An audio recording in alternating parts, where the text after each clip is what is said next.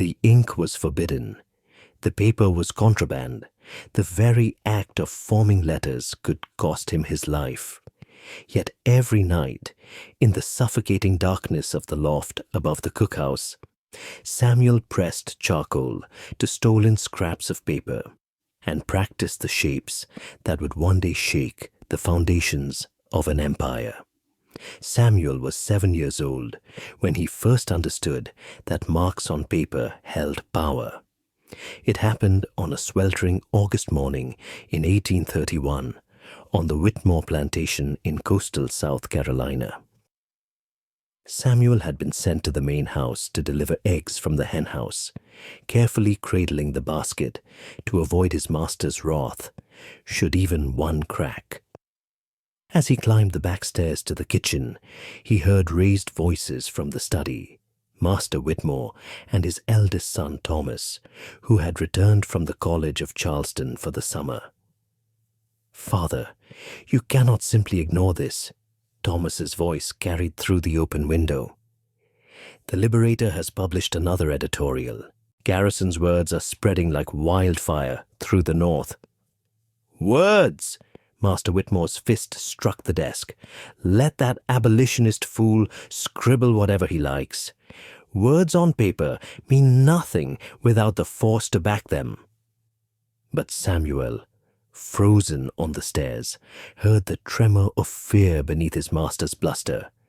In that moment, a seed took root in his mind.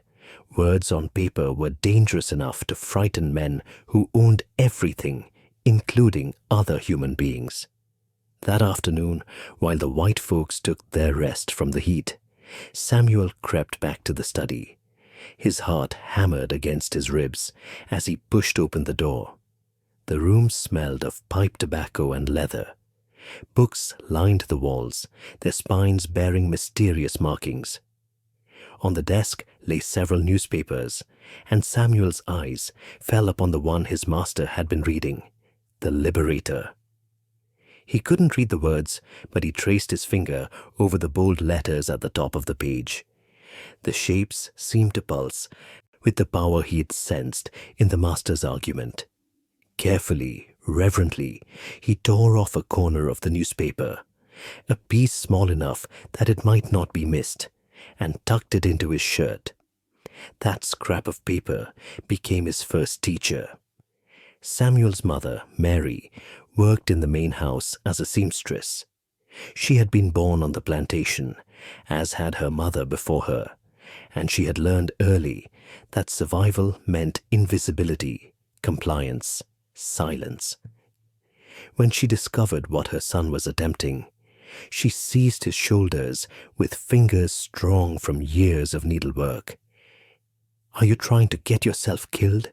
Her whisper was fierce. "You know what they do to slaves who learn their letters. You remember what happened to old Jacob." Samuel remembered. 2 years prior, Jacob had been discovered with a hymnal, teaching himself to read the words to the spirituals. The overseer had taken 3 fingers from his right hand with a keen knife as an example to all. "Mama," Samuel said, quietly, "if words on paper can make Master Whitmore afraid, then maybe words on paper can set us free." Mary's hands trembled as she released him. She looked into her son's eyes and saw something that terrified and thrilled her in equal measure. Determination that would not be extinguished no matter the cost. "Then you must be smarter than they are," she finally said, "smarter and more careful than anyone has ever been." And so began Samuel's education in secrecy. His first teacher was unlikely, young Thomas Whitmore himself. Samuel had been assigned to work in the stables, where Thomas kept his prized horses. The young master, home from college and full of ideas, often studied in the tack room, reading aloud to himself as he prepared for examinations. Samuel learned to time his work, so that he would be polishing saddles or mucking stalls, while Thomas recited Latin declensions and passages from philosophy texts. He memorized the sounds, the rhythms, the way certain letters came together to form meaning. At night, by the dim light of stolen candle stubs, he would practice recreating those sounds on paper, using charcoal from the cookhouse fire and any scrap he could salvage. The margins of old newspapers used to wrap food, the blank backs of discarded ledger pages, even the smooth inner bark of birch trees. The alphabet came first, each letter a small victory. A was for abolition, a word he'd heard Thomas argue about with his father. B was for bondage, the condition of his existence. C was for courage, which he would need in abundance. But copying letters was not the same as understanding their meaning. For that, Samuel needed more systematic instruction, and it came from an unexpected source. Miss Caroline Hadley arrived at Whitmore Plantation in the spring of 1833 as governess to Master Whitmore's 3 young daughters. She was a spinster from Boston, thin-lipped and proper, and the household slaves initially assumed she would be, like all the other tutors who had come before, indifferent to their existence except when requiring service. They were wrong. Samuel first noticed something different about Miss Hadley when she left books on the garden bench, seemingly by accident.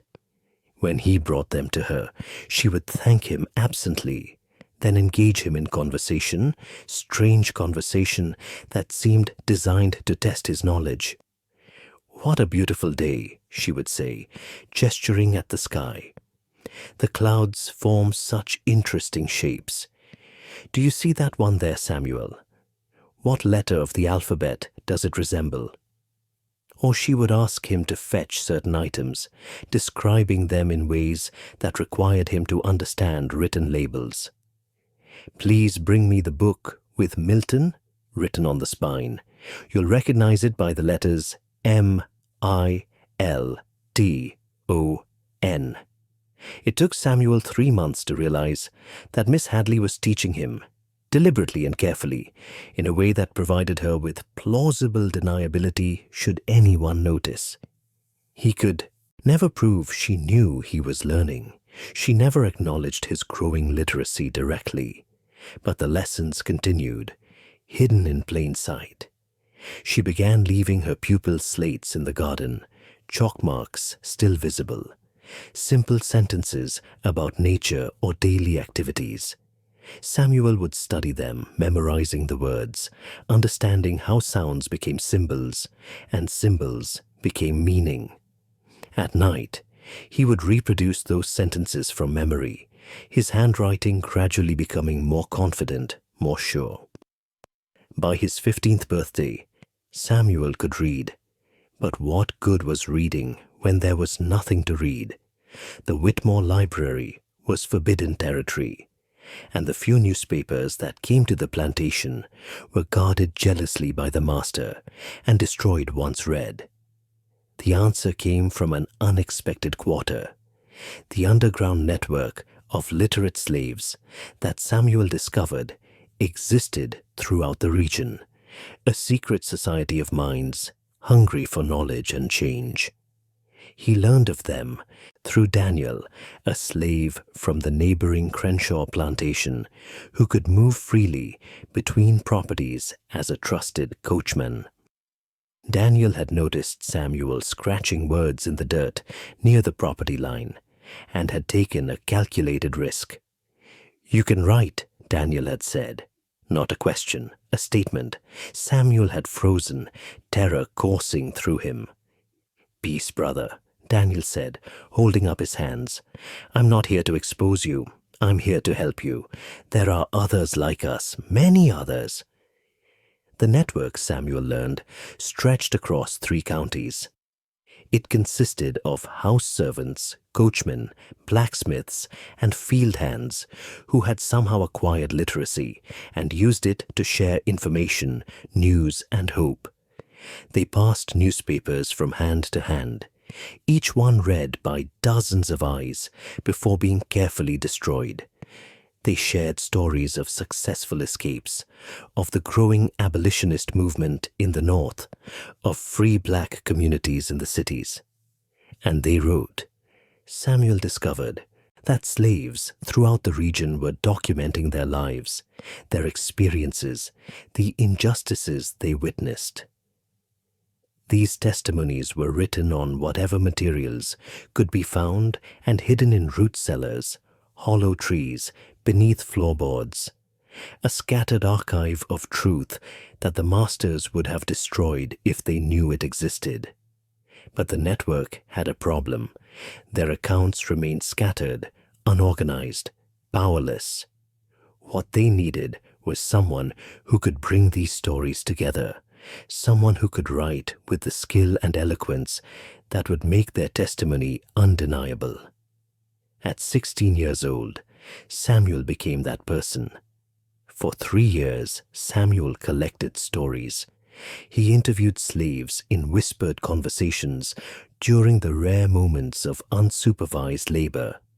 He transcribed their accounts by candlelight, his hand cramping as he struggled to capture every detail of their suffering, their resilience, their humanity. He wrote about Martha, who had seen all 7 of her children sold away before she reached her 30th year. He documented the testimony of old Peter, whose back bore scars from 100 lashes, each one representing a minor infraction or a master's bad mood. He recorded the story of Jenny, who had been repeatedly violated by an overseer, her pleas for help ignored by everyone with the power to intervene. But Samuel didn't just document suffering. He also wrote about joy, community, love, and resistance. He captured the spirituals sung in the fields with their coded messages of hope and escape. He described the secret marriages conducted without the master's permission, sacred bonds that slavery could not recognize but could not destroy. He wrote about the subtle sabotages, the tools that mysteriously broke, the work that slowed just enough to cost the master's profit without bringing punishment on any individual. Samuel's writing evolved beyond mere transcription. He began to craft these testimonies into a narrative that revealed the full humanity of enslaved people, their thoughts, their feelings, their dreams. He wrote in the style of the great orators whose speeches he had read in stolen newspapers, with the moral clarity of the abolitionists, with the emotional power of the spirituals his people sang. The manuscript grew, hidden in sections throughout the plantation. Some pages were secreted in a waterproof pouch in the well. Others were rolled into the hollow legs of his sleeping pallet.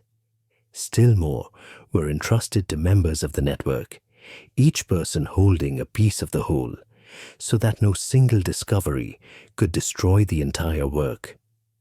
By his 19th year, Samuel had written over 300 pages, and he knew what he had to do with them. Escaping slavery was perilous. Escaping slavery while carrying a bulky manuscript was nearly suicidal.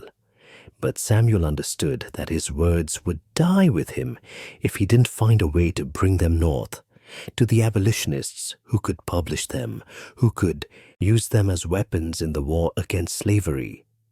He spent a year preparing for the escape. Through the network, he made contact with conductors on the Underground Railroad.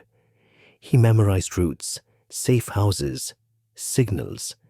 He learned to navigate by the North Star and to read the markers, moss on trees, certain arrangements of stones that indicated safe passage. The night he chose was moonless, dark as ink. Samuel had volunteered for the night watch on the livestock, which gave him a reason to be awake and outside. At midnight, he retrieved the scattered pieces of his manuscript, carefully assembling them in the order he had memorized. The pages filled a canvas sack that had held grain. He had painstakingly sewn waterproofing into its lining over months of preparation. His mother knew he was leaving. He had told her 3 days prior, and she had wept silently, her tears falling onto the shirt she was mending. But she had also helped him prepare food for the journey and had given him her most precious possession, a small silver thimble that had belonged to her own mother, the only heirloom that had survived generations of slavery. "So you remember where you came from," she whispered, pressing it into his palm. "And so you remember who you're doing this for." Samuel had wanted to take her with him, but Mary refused. At 43, after a lifetime of labor, she knew she would slow him down. More importantly, her disappearance along with his would raise immediate alarm. If Samuel vanished alone, the masters might assume he had simply run off, a common enough occurrence. They would search, but not as intensely as they would for 2 missing slaves. "I'll be free when you free us all," she told him. And Samuel understood that she was placing a terrible burden on his shoulders, one he willingly accepted. The journey north was a nightmare of close calls and desperate circumstances. Samuel traveled by night, hiding during the day in whatever shelter he could find: barns, caves, dense thickets. He waded through streams to throw off the dogs. He went days without food. Twice he nearly lost the manuscript, once when he had to swim across a rain-swollen river, and once when he hid in a hollow log as slave catchers passed within feet of his position. But the manuscript survived, protected by its waterproof sack and Samuel's determination. And after 6 weeks of travel, starving and exhausted, Samuel collapsed on the doorstep of the Pennsylvania Abolition Society in Philadelphia. The abolitionists who found Samuel initially thought he was simply another runaway seeking assistance. It wasn't until he was fed and rested that he revealed the canvas sack and its contents. William Lloyd Garrison himself examined the manuscript, his hands trembling as he turned the pages. Other prominent abolitionists gathered around: Wendell Phillips, Lucretia Mott, Frederick Douglass, who had escaped slavery himself just 3 years earlier. "This," Garrison declared, his voice thick with emotion, "this is what we have been waiting for, not just one man's testimony, but the collective voice of the enslaved, a comprehensive indictment of the institution written by those who suffer it." They wanted to publish immediately, but Samuel refused. The manuscript was incomplete, he explained. It told the stories of individuals, but it didn't yet articulate the broader argument for abolition, the moral and philosophical case for immediate emancipation. Moreover, publishing it as written would expose the network of literate slaves in South Carolina, putting dozens of lives at risk. For the next year, Samuel worked with the ablest minds in the abolitionist movement to revise and expand his manuscript. He learned Greek and Latin from a Quaker schoolmaster. He studied rhetoric and philosophy. He read Locke and Rousseau, Jefferson and Paine, absorbing their arguments about natural rights and human dignity. The manuscript became a book, Voices from Bondage, a collective testimony of American slavery. But Samuel wasn't named as the sole author. Instead, the title page read, "Written by Samuel Freeman and the enslaved people of South Carolina." Freeman, the surname he had chosen for himself upon reaching freedom. The book was published in 1841, and it struck American society like a thunderbolt. Unlike other slave narratives, which focused on individual experiences, Voices from Bondage presented a systematic documentation of slavery's horrors alongside philosophical arguments for its abolition. It combined emotional testimony with intellectual rigor, making it impossible for defenders of slavery to dismiss it as mere propaganda or the exaggerations of a disgruntled individual. The book sold 50,000 copies in its first year. It was translated into French, German, and Dutch. Garrison serialized it in The Liberator. Abolitionist societies distributed it for free.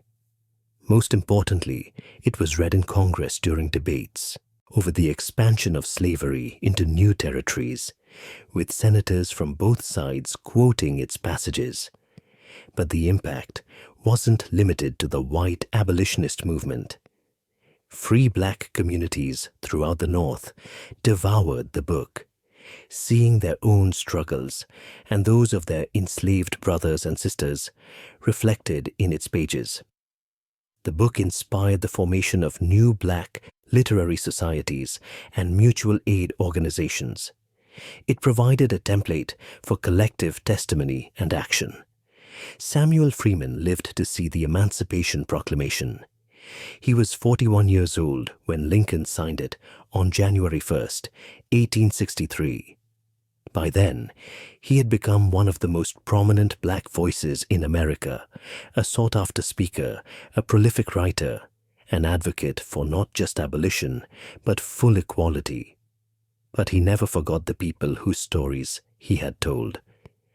Once the war ended, Samuel returned to South Carolina, not to Whitmore Plantation, but to the region where he had been enslaved. He brought with him resources raised from his years of speaking and writing, money for schools, teachers willing to work for minimal pay, books and supplies. He found his mother still alive, 71 years old and free at last. Their reunion was witnessed by dozens of formerly enslaved people who had known them both, and there wasn't a dry eye among them. "Did I do right, Mama?" Samuel asked her, as they sat together in the small house he had purchased for her. Was it worth the cost?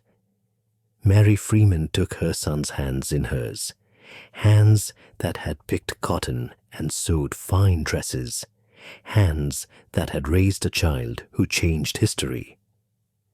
"Look around you, Samuel," she said, gesturing to the window where children were visible in the schoolyard of the Freeman School for Freedmen. "They're learning to read, they're learning to write, they're learning that words on paper can set them free, just like you said all those years ago. You did more than write, you did what needed to be done." Samuel Freeman lived another 30 years, dying in 1893 at the age of 71.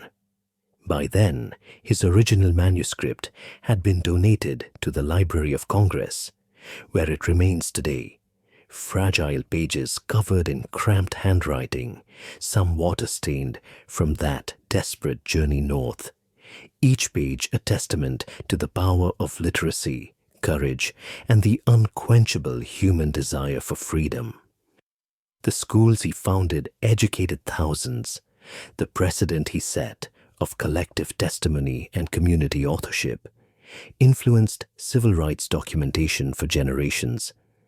And the principle he proved, that enslaved people could be not just subjects of history, but authors of their own narratives, fundamentally changed how Americans understood slavery and its legacies.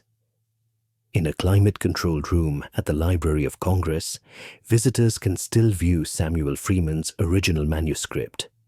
The handwriting is remarkably beautiful for someone who was self-taught, each letter carefully formed, evidence of the painstaking effort required to learn in secret.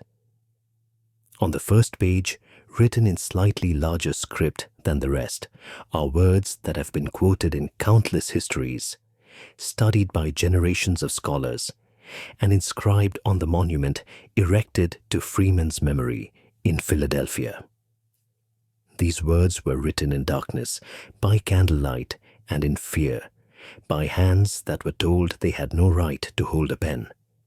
But we write nonetheless, because our humanity cannot be stolen, our dignity cannot be sold, and our stories deserve to be told. We write so that future generations will know we were here, we suffered, we endured, We hoped, and we never stopped believing that one day we would be free. The ink was forbidden. The paper was contraband. The very act of forming letters could have cost him his life. But Samuel Freeman wrote anyway, and in doing so helped write a new chapter in the story of human freedom.